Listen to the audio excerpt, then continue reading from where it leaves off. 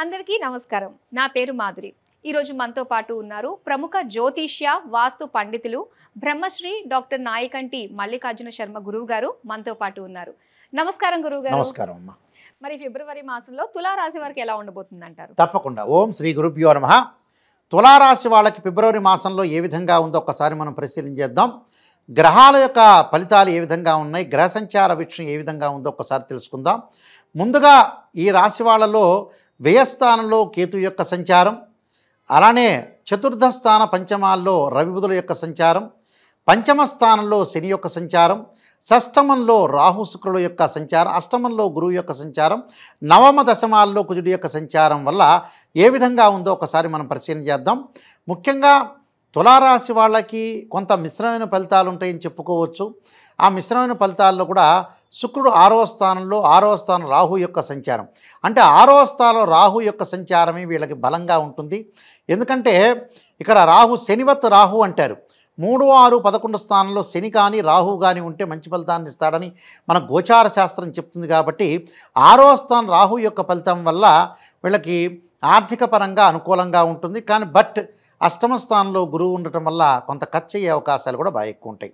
6వ స్థానంలో రాహు యొక్క సంచారం వల్ల కొంత వాళ్ళకి ఆర్థిక పరంగా ప్రయోజనం కలుగుతుంది, ఆర్థిక పరంగా అనుకూలంగా ఉంటుంది, ఫైనాన్షియల్ పరంగా ఇంక్రీజ్ అయ్యే అవకాశాలు ఎక్కువ ఉంటాయి. కాబట్టి మనీ పరంగా వాళ్ళకి ఎలాంటి ఇబ్బందులు లేకుండా వచ్చిన డబ్బుతోటి వాళ్ళ జీవితాన్ని గలిపే అవకాశం ఉన్న డబ్బు వీళ్ళకి లభించే అవకాశం ఒకటి ఉంటుంది.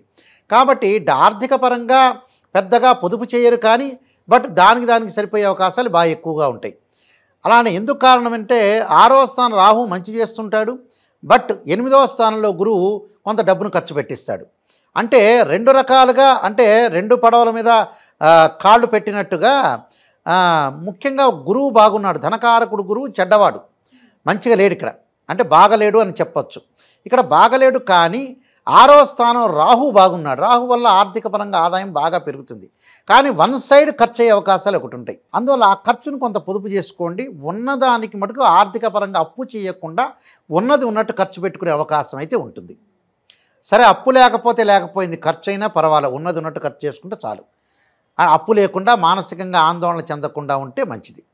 అందువల్ల 6వ స్థానం లాభాన్ని ఇస్తాడు. అలానే విదేశాలకు వెళ్ళే అవకాశాలు ఎక్కువ ఉంటాయి. అయితే ముఖ్యంగా ఇంపార్టెంట్ పాయింట్ ఏంటంటే ఇందులో స్టూడెంట్స్కి మంచి విశ్వవిద్యాలయంలో సీటు లభించే అవకాశం ఒకటి ఉంటుంది. అంటే మనం ఇక్కడ ఏదైతే ఇండియన్లో టఫెస్ట్ పోటీ ఉన్న ఎగ్జామ్ ఏంటంటే ఐఐటి. అది ప్రపంచంలోనే, దీని తర్వాతే చైనాలో ఉంటుంది. అంటే ఐఐటి ఎగ్జామ్లో మంచి ర్యాంక్ వస్తే నెంబర్ 1 అని అర్థం, సూపర్ స్టార్ అని అర్థం నిజం చెప్పాలంటే. అలానే చైనాలో కూడా ఎగ్జామ్ ఉంది. అంటే అలాంటి ఈక్వలైజేషన్ అన్న విదేశాల్లో యూనివర్సిటీలో వీళ్ళకి మంచి ర్యాంక్ వచ్చే అవకాశాలు ఎక్కువ ఉంటాయి స్టూడెంట్స్కి, కొంత కష్టపడితే. అందువల్ల విద్యార్థులకు మేలు జరిగే అవకాశం ఉంటుంది. కొద్దిగా వేరే వ్యాపకాలను తీసేసి కొంత కాన్సన్ట్రేషన్ చేసి చదువు పట్ల ఆసక్తి చూపిస్తే వీళ్ళకి మంచి జరిగే అవకాశాలు ఎక్కువ ఉంటాయి. అదొకటి.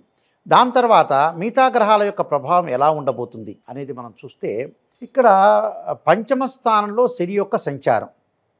పంచమ స్థానంలో శని ఉన్నాడు, రవి బుధులు కూడా వస్తాడు ఫిబ్రవరి ఆఫ్టర్ 15 తర్వాత వస్తే ఎలా ఉంటుంది. మనం ముందుగా శని గురించి ఆలోచన చేద్దాం. ఎప్పుడైతే శని యొక్క సంచారం అనేది 5వ స్థానంలో పంచమ స్థానంలో ఉంటే స్థానచలనం జరుగుతుందట. అంటే ఆ పంచన ఉండనివ్వడు అని అర్థం, అంటే వాకిట్లో ఉండనివ్వడు అని అర్థం. అంటే మనకి ఎప్పుడైతే ఆ స్థానంలో పంచమ స్థానంలో శని ఉంటే మంచి ఉద్యోగం లభించి స్థానచలనం జరిగి వ్యాపార విస్తరణ వేరు చోట్ల పెట్టి వ్యాపారాలను విస్తరణ చేస్తాడు. స్థానచలనం జరుగుతుంది, అంటే ఇళ్ళు మారటం, ఊరు మారటం, స్థలాలు మార్పు చేయటం, రకరకాల మార్పులు జరుగుతుంటాయి వీళ్ళలో. అంటే ఆ మార్పు అనేది ఏమిటి, మంచి కోసమా చెడు కోసమా మళ్ళీ మన వాళ్ళు ప్రశ్నిస్తారు. వాళ్ళు మంచి కోసమే జరుగుతుంది, మంచి విషయాలకే జరుగుతాయి. అంటే ఉద్యోగం వస్తుంది, ఉద్యోగంలో ప్రమోషన్లు వస్తాయి. ఒక ఆఫీస్ నుంచి మా ఆఫీస్కు మారుతారు. ప్రైవేట్ ఎంప్లాయీస్ ఎవరైతే ఉంటారో వాళ్ళు ఇంకో చోట అప్లై చేసి ఒక స్థానం నుంచి ఇంకో స్థానానికి మారి అక్కడ శాలరీ బాగా పెరుగుతుంది. అంటే ఆర్థిక పరంగా ఆదాయం అనేది బాగా పెరుగుతుంది, వ్యాపార పరంగా బాగుంటుంది వీళ్ళకి. అయితే కొంత మానసికంగా ఆందోళన ఉంటుంది. అంటే స్థాన మార్పు వల్ల కొంతమంది మానసికంగా ఆందోళన పడేవాళ్ళు కూడా ఉంటారు.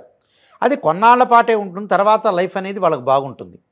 అక్కడ తులారాశి వాళ్ళకు వచ్చేటప్పటికల్లా ఆ రాహు యొక్క ఫలితం అనేది బాగుంది. శని వల్ల స్థానచలనం జరుగుతుంది. అలానే 6వ స్థానంలో శుక్రుడు, అంటే శుక్రగ్రహం ఎలా ఉంది? శుక్రుడు 1, 2, 4, 5, 8, 9, 11 స్థానాల్లో మాత్రమే బాగుంటాడు. 6వ స్థానంలో శుక్రుడు ఉండటం వల్ల పెళ్లి ప్రయత్నాలు విఫలమవుతాయి. దగ్గరకు వచ్చినట్టు వచ్చే సంబంధాలు ముందుకు వెళ్ళవు. ఎవరు ఎలాంటి సంబంధాలు జరుగుతాయి అని అంటే పెళ్ళిళ్ళల్లో వాళ్ళ చుట్టాల్లో ఉండే వాళ్ళకి మాత్రమే పెళ్లి సంబంధాలు కలుస్తాయి. బంధువులు అంటే మేనమామ కూతురో, లేకపోతే మేనమామ కొడుకో, మేనత్త కొడుకో, లేకపోతే మేనమామ కొడుకు, ఇలాంటి బాంధవ్యాలు అంటే ఇంట్లో రిలేషన్స్, అంటే బ్లడ్ రిలేషన్, అలాంటి సంబంధాలు మాత్రమే తొందరగా కుదురుతాయి. అవుటర్స్ ఎవరైతే ఉంటాయో అలాంటి సంబంధాలు అయితే కొంత వాయిదా పడే అవకాశాలు ఎక్కువ ఉంటాయి. పోస్ట్ పోన్ జరిగే అవకాశాలు ఉంటాయి. జరుగుతుంది కదా అని మనం ఆందోళన చెందక్కర్లా, నెక్స్ట్ మంత్లో చూసుకోవచ్చు. అలా నెక్స్ట్ దానిలో గ్రహాల స్థితి మారుతుంటుంది కాబట్టి నెక్స్ట్ టైం చూసుకునే అవకాశాలు కూడా ఉంటాయి. ఆందోళన చెందాల్సిన పని లేదు. అలానే కేవలం బర్త్ చార్ట్లో ఇవి గోచారీత్యా బర్త్ చార్ట్లో శుక్రగ్రహం బాగుంటే జరుగుతుంది. అందువల్ల ఆందోళన చెందాల్సిన పని ఏం లేదు. అయితే ప్రయాణాల్లో మటుకు కొద్దిగా జాగ్రత్తగా ఉండాలి. ఎందుకంటే వీళ్ళకి 12వ స్థానంలో కేతు యొక్క సంచారం ఉంది. అంటే 12వ స్థానంలో కేతు యొక్క సంచారం వల్ల ఏమిటంటే తీర్థయాత్రలు, పుణ్యక్షేత్రాలు, తీర్థాల్లో స్థానాలు, నదీ స్థానము, సముద్ర స్నానం చేసే అవకాశాలు ఉంటాయి. నీటి మీద సముద్ర స్నానం చేసేటప్పుడు మటుకు బహు జాగ్రత్తగా ఉండాలి. నీటి ఒడ్డున ఉండే స్నానం చేయటం మంచిది. మునగాలని పుణ్యానికి వెళ్తే పాపం తగిలినట్టుగా మన కుంభమేళాలో కూడా అలానే జరిగింది. పుణ్యం అనేది ఎంతవరకు సంపాదించుకోవాలంటే చాలామంది తెలియదు. ఎంతవరకు అంతవరకు సంపాదించుకోవడం తప్పు లేదు. నేను అగ్నిలో పడిపోతానండి అని తప్పది. భగవంతుడు ఎక్కడ చెప్పలా, భగవంతుడు ఏ రూలు పాస్ చేయలా.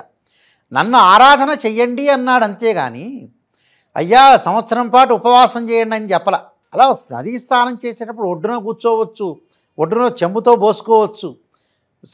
శరీర ధర్మాన్ని బట్టి అనుసరించి చెప్పమన్నాడే కానీ మునగండి, మీరు నది మధ్యలోకి వెళ్ళండి, సముద్రం మధ్యలోకి వెళ్ళండి అని భగవంతుడు ఎక్కడ చెప్పలా. అందువల్ల నదీ దగ్గర స్నానం చేసేటప్పుడు జాగ్రత్త ఉండాలి.